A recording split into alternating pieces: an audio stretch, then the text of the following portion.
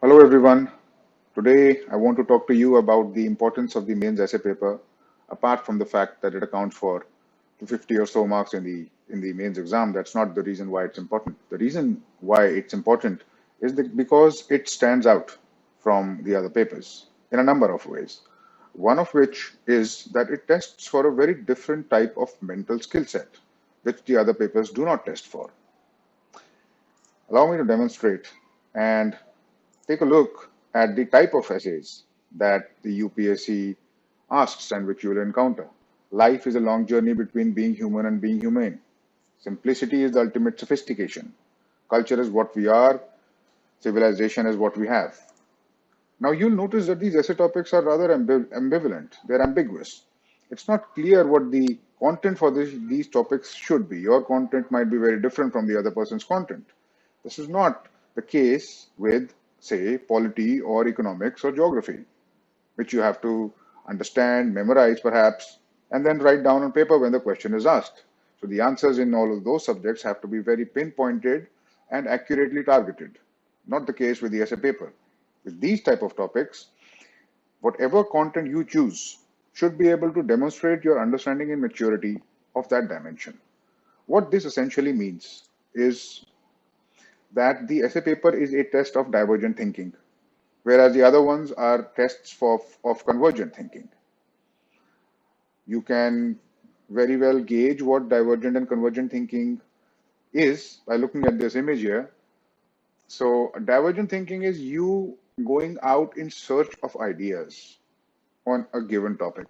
And convergent thinking is you retrieving from your memory the appropriate information to answer a particular question, right? And this is hugely important, and it manifests in a number of ways when the final score comes out. There are only two types of people. You see, one who understand that the essay topic, the topics in the essay paper are tests of divergent thinking, and the others who do not. Now, the others who do not understand this end up memorizing the essays of other people, end up memorizing and try to memorize a lot of content, which they hope they will be able to use in the essay paper. They treat the essay paper like it's a test of convergent thinking, which it is not. And here's what happens. This graphical representation, which I made to demonstrate and perhaps symbolically represent what I am talking about. And you'll notice here that the score on your essay paper is on the x-axis, the number of aspirants is on the y. So most people will fall in the middle, right? And this is, I call this the mountain of mediocrity. So it's a steep ascent, and you can fairly easily reach this average type of a score. But most people will get stuck here. This is because they do not quite understand how to tackle this paper. They don't understand how to prepare for it, and therefore they do not address the requirements of the examination. But there is another interesting thing which happens. As soon as you cross this peak, this peak, there is a very steep descent into the topper zone where you get these incredibly high scores, which you hear about, 150, 60, 70. Those types of scores happen when the essay and the writing sample of the student has matched the requirement of the examination perfectly. And to do that, you have to understand what the requirements of the examination are. Another very important reason why the essay paper stands out and it's different is because the UPSC embeds a few exam traps in that exam. Now, I ask sometimes this question to my students. If they think having 4 or 8 options of essays, like you just saw, is that a good thing or is that a bad thing? Most people tell me that it's a good thing. And those people, unfortunately, my students, have fallen into that examination trap. You see, having too many options, if all those options are somewhat ambiguous and ambivalent, is not good news for you. It means that you'll have to exercise a lot of discretion and analysis and make a very critical decision about which one to write on. Now, this may appear trivial at first, and you may feel like having a lot of options is a good thing, but it is not. Not only does the research on decision making from the cognitive sciences tells us that too many decisions are actually a recipe for paralysis.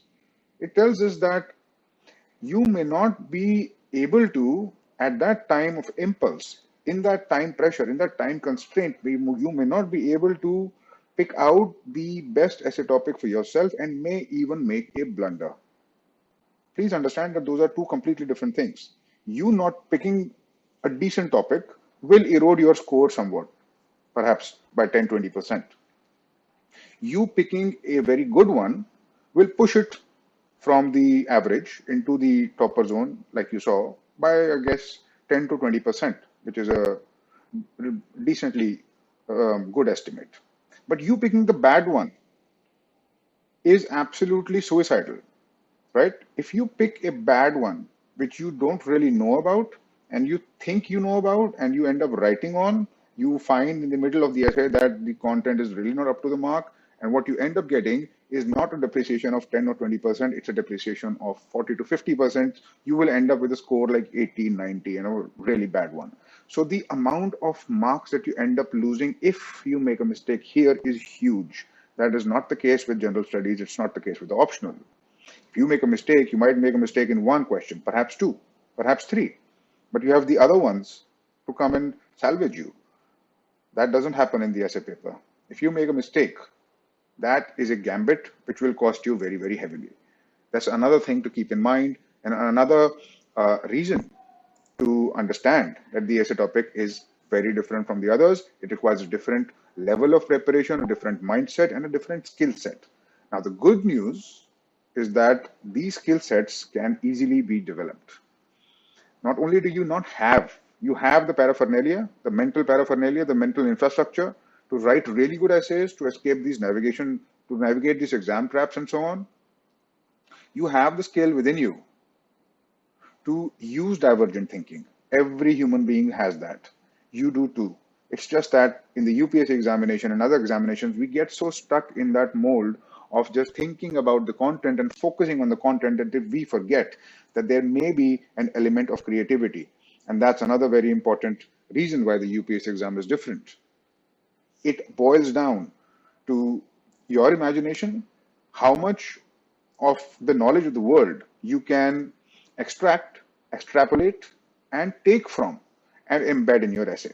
That's not a small and easy thing to do, but it's a very different thing to do from the other papers in the mains exam, which is the point that I'm stressing. Take a look at this image here. This is a structure, and your essay is very much like that. It's a structure, but the structure is not complete until it is turned into this. You do this by adding content. My point here is, and the reason for this analogy is that your structure is not the main essay. The content which you usually focus on is just the bricks and the superficial stuff, the window panes and everything that you put on top of that structure. It is that structure which you must develop, which you must create. Another very important reason is, like I told you, you may get stuck in the mountain of mediocrity and not be able to break out of that mold. It's a very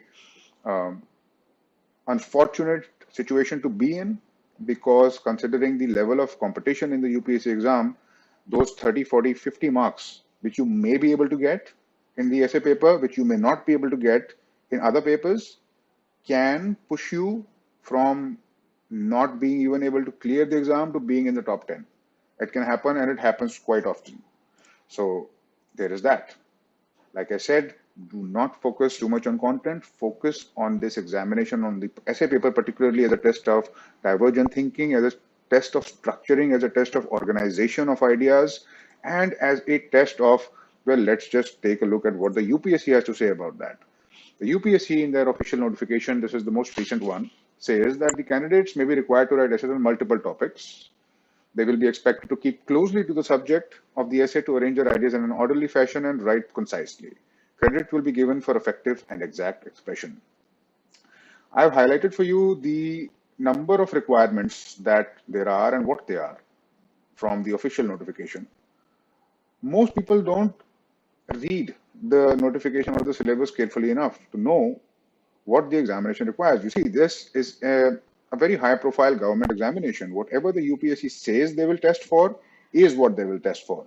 Now, here they're telling you quite a number of very important things. They're saying you need to keep closely to the subject, right? It means that whatever divergent thinking you do has to be around that subject. They have given you a topic, you are supposed to take that topic, think about that topic, imagine, create, and list out all the important points which come to your mind, which are worth writing about, which cover the topic in its complexity, and which can help the reader go into that debate. Organize those properly. Arrange the ideas in an orderly fashion. That's the word that they use. Write concisely. It means that if they give you a word length of say 1,000 words, which they typically do, it means that you cannot faff around. It means that you cannot write on tangents. It means that it has to be very particularly structured around that topic. You cannot diverge from it, which is what usually happens. This does not happen in general studies or optionals because they don't give you more than 100, 200, 300 or so words to write about a topic. So there's really no space as such to diverge and go on tangents. But this usually happens in the essay paper. So it's a very different type of test, and that's what I'm trying to emphasize. Then there is, of course, the importance of expression. Effective and exact expression is the term that they use. Again, very, very different from general studies. You could get away with writing a bunch of points in general studies. You could get away with not being very expressive. You can't do that in the essay paper. If you're writing about life being a journey from simplicity to sophistication, for instance, it's not going to help you jotting down a bunch of points. That will not only displease the examiner, it will take away a lot of value from your own essay. That's not the kind of stuff you want to read. Effective and exact expression is supposed to mean that you can then express your thoughts, put them in a very organized manner so that the person reading those things, reading your thoughts, is able to form a mental picture of what you're talking about. And remember, that mental picture is abstract. You're not describing a missile or a science project. You are describing something abstract. And you are using anecdotes, examples, or data points, whatever you're using, to drive that point across. There is a narrative in essays. There is no narrative in general studies. General studies is about a particular topic. It's about farm subsidies, or it's about how the president is elected, or it's about recent development in science and technology. No narrative required. But in the essay paper, you have to do that. And that's a very different skill set. Which is why a lot of people don't end up getting the right content.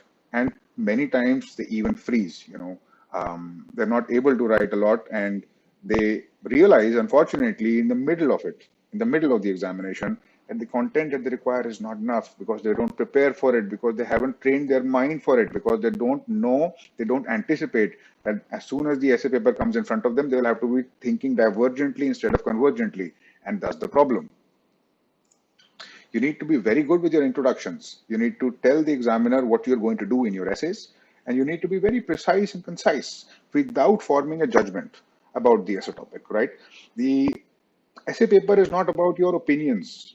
It's about your arguments, how they're presented, how well thought out they are, and how many stakeholders, how many dimensions they cover.